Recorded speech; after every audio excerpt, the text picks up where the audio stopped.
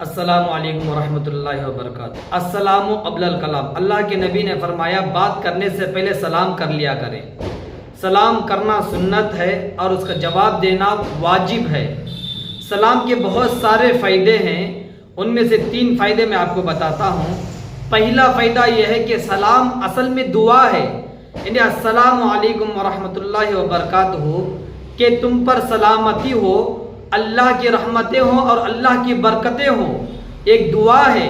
جب ہم کسی انسان کو سلام کے ذریعے دعا دیتے ہیں تو فوراً ہم کو اس کے بدل میں ہم کو دعا دے دیتا ہے۔ مسلمان کے لیے دعا ایک بہت بڑی چیز ہے۔ تو دوسرا فائدہ یہ ہے کہ سلام کرنے سے نیکیاں ملتی ہیں اور جواب دینے پر بھی نیکیاں ملتی ہیں۔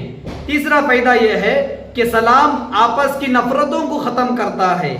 آپس میں چھوٹی موٹی جو دشمنیاں ہوتی ہیں ان دشمنیوں کو ختم کر کے محبت کو پیدا کرتا ہے۔ اگر کسی انسان کے دل میں ہماری نفرتیں ہو یا ہمارے لیے بغض عداوت ہو، اگر ہم اس کو 1 سے 4 بار سلام کرتے رہیں گے تو اس کی دشمنی دوستی سے بدل جائے گی، اس کی نفرتیں محبتوں سے بدل جائیں گی۔ تو سلام آپس کی محبتوں کو بڑھانے کا ایک ذریعہ ہے، اور اللہ کی طرف سے سلام ایک مسلمان کے لیے ایک بہترین تحفہ ہے۔ سلام کے حدیث پاک میں کچھ آداب آتے ہیں۔ اللہ کے نبی نے فرمایا کہ پیدل چلنے والا انسان بیٹھے ہوئے انسان کو سلام کرے۔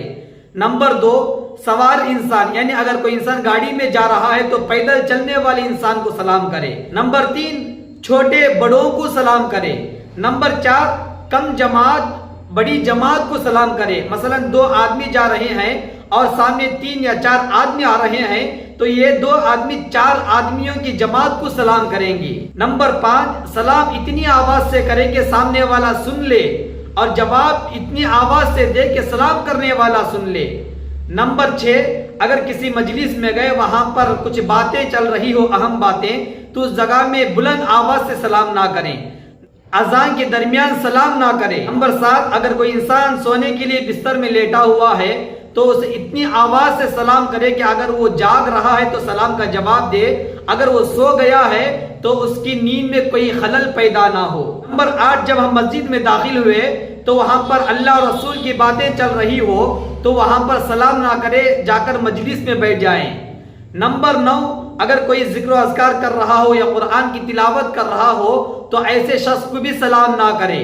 اور آخر میں اہم بات ہے کہ ہر مسلمان کو سلام کرے، خواہ اسے پہچانتے ہو یا اسے نہ پہچانتے ہو۔ یہ سلام کے کچھ آداب ہیں جو اللہ کے نبی نے ہم کو بتایا۔ تو ہر مسلمان سے درخواست ہے کہ سلام کو عام کریں۔